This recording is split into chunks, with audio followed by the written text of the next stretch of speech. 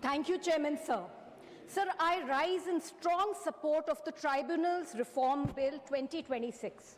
Sir, at first glance, this bill may look technical.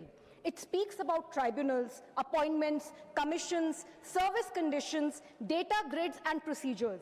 But in reality, this bill is about something very basic. It is about the common citizen's wait for justice.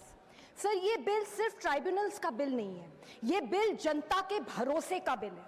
For a retired soldier, the Armed Forces Tribunal is not an institution on paper. It is where he goes when his pension and disability benefit or service matter is stuck. So for a government employee, the Central Administrative Tribunal is not just a legal forum, बल्कि वो उसकी आखिरी उम्मीद का दरवाजा है, क्योंकि जब उसकी प्रमोशन रुकती है या ट्रांसफर में अन्याय होता है, वो तो असर सिर्फ उसकी नौकरी पर नहीं, उसके पूरे परिवार की जिंदगी पर पड़ता है. So for a family living in a polluted area, the NGT is often their hope for clean air, water, and basic dignity. For a consumer or home buyer, delay in justice means increased EMI, rent, legal fees, and mental harassment. Sir, एक छोटा व्यापारी या MSME owner बहुत बड़े margins पर काम नहीं करता. उसका पैसा अगर किसी डिपार्टमेंट, कॉन्ट्रैक्टर, बायर या लीगल डिस्प्यूट में फंस जाए तो उसका पूरा व्यापार चौपट हो सकता है. एक बड़ी कंपनी के लिए 10 या 20 लाख रुपए का डिलेड पेमेंट सिर्फ एक अकाउंटिंग एंट्री हो सकता है, लेकिन एक छोटे बिजनेसमैन के लिए वही पैसा उसकी वर्कर्स की सैलरी, दुकान का रेंट, बैंक की EMI और अगला रॉ मटेरियल होता है. सर, आज नेशनल कंपनी लॉ ट्रिब्यूनल में ही लगभग 30,600 केसेस आर पेंडिंग, जिनमें से 10,000 केसेस एडमिशन स्टेज पर ही अटके हुए हैं. सर, इस वजह से 10 लाख करोड़ से ज्यादा के डिस्ट्रेस्ड एसेट्स रेजोल्यूशन प्रोसेस में लॉक्ड पड़े हैं. जब बड़े केसेस सर इतनी देर से अटके रहते हैं तो उसका सीधा असर छोटे सप्लायर्स, MSME ओनर्स और उनके वर्कर्स पर पड़ता है. That is why reforms in tribunals are very important. So for citizens and small businesses, tribunals are not merely buildings. So they are hope. And when there are vacancies, delays, and lack of accountability, that hope slowly turns into frustration. Sir, I have seen pain very closely during my work in the Delhi Commission for Women. Of the 1,74,000 cases that we handled in that commission in 8 years, sir, I remember one distinctly. West Bengal की एक लड़की को kidnap करके दिल्ली के GB road में बेच दिया गया. जब उस लड़की के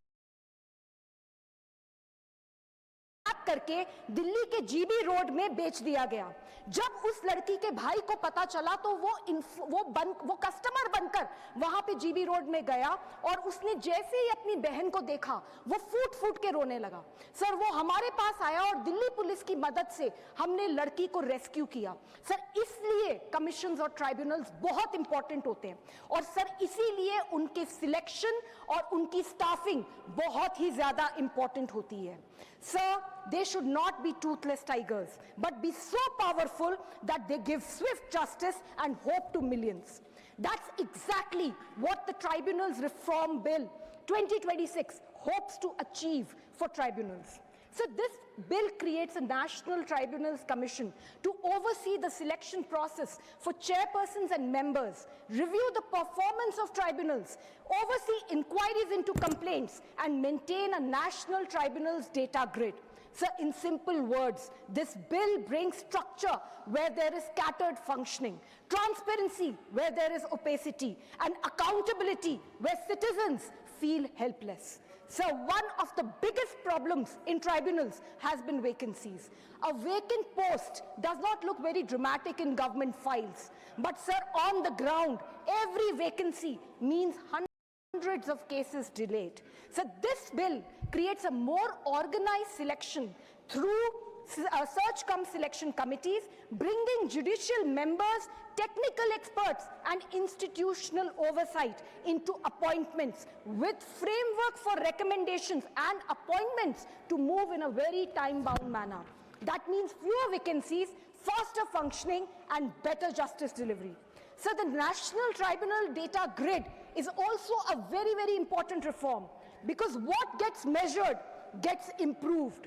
How many cases are pending? Where are the vacancies? Which tribunals are moving slowly? So without data, reform is merely guesswork. And with data, reforms becomes targeted action. Another very important point in the bill, which it addresses successfully, is autonomy and independence. The National Tribunals Commission will be headed by a former judge of the Honorable Supreme Court or a Chief Justice of the Honorable High Court, along with judicial and technical members. Because tribunals must be fast, but they also must be fair. Speed without fairness is dangerous. Fairness without speed becomes completely meaningless. So this bill tries to bring both of them together. So institutional reforms do not always make loud headlines. They do not trend for a week, but these are the reforms that quietly change lives. And that's exactly what my government does. Quietly but steadily, we are moving towards Viksit Bharat. So when a soldier's pension matter is heard faster, that is nation building. When a widow gets her rightful relief without running from post to pillar, so that is nation building. When an MSME owner can pay salaries on time because his dispute has got resolved, and I would like to say because her dispute has got resolved quickly, so that is doing ease of business.